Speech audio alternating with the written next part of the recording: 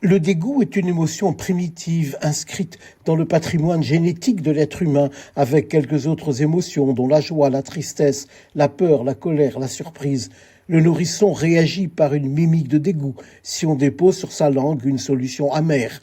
Une odeur nauséabonde peut volontiers générer aussi une mimique de répulsion, de dégoût. Par analogie, le terme de dégoût a signifié aussi l'aversion à l'égard de la vie, de sa propre vie chez le jugé dépressif, mais aussi à l'égard de l'autre. On peut ainsi dire de quelqu'un qu'il nous dégoûte, qu'on le vomit, et on peut même, en parlant de lui, avoir une mimique de dégoût.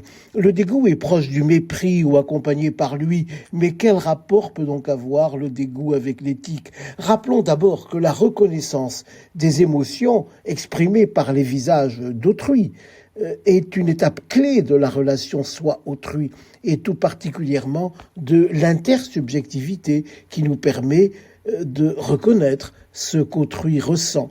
Or, il se trouve que la maladie d'Alzheimer, par exemple, peut certes perturber la reconnaissance des émotions faciales, mais une vision trop répandue et trop réductrice de la maladie incline trop souvent à considérer d'abord ce que la personne malade a perdu et non ce qui, en dépit de la maladie, est préservé.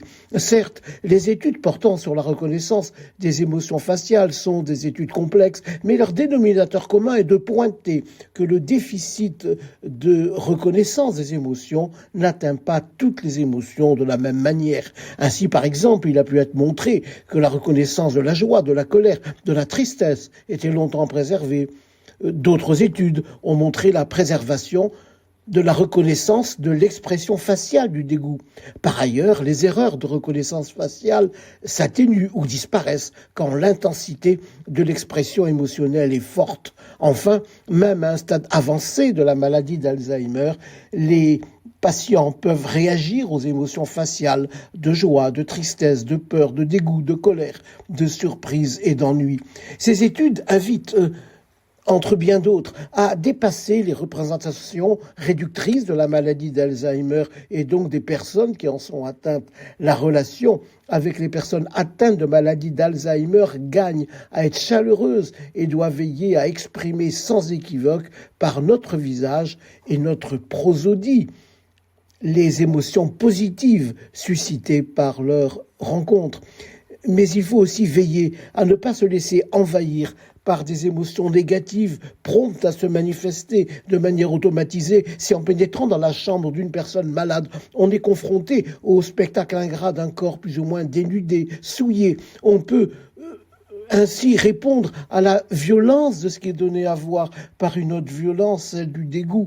Le malade qui lit sur le visage de l'autre la répulsion qu'il lui inspire est ainsi envahi par un sentiment de dépréciation, de mésestime de soi qui le renvoie aussitôt à la honte et à la douleur de la solitude. Les soins et l'accompagnement ne doivent pas négliger ces détails humbles, mais aux conséquences si lourdes qu'elles devraient imposer à tout soignant, à toute personne visitant des malades atteints d'Alzheimer, un travail de contrôle de l'expression de ces émotions négatives, car la dévalorisation de l'autre est une maltraitance. Ainsi, une éthique de la compréhension ne peut pas faire l'économie de la connaissance approfondie des interactions émotionnelles qui ne sont pas effacées par la vulnérabilité, qui ne sont pas effacées par la maladie. L'éthique procède en effet d'une attention de tous les instants à la relation avec autrui, de manière d'autant plus exigeante que cet autrui est plus vulnérable et qu'il appelle au respect des plus humbles attributs de sa dignité.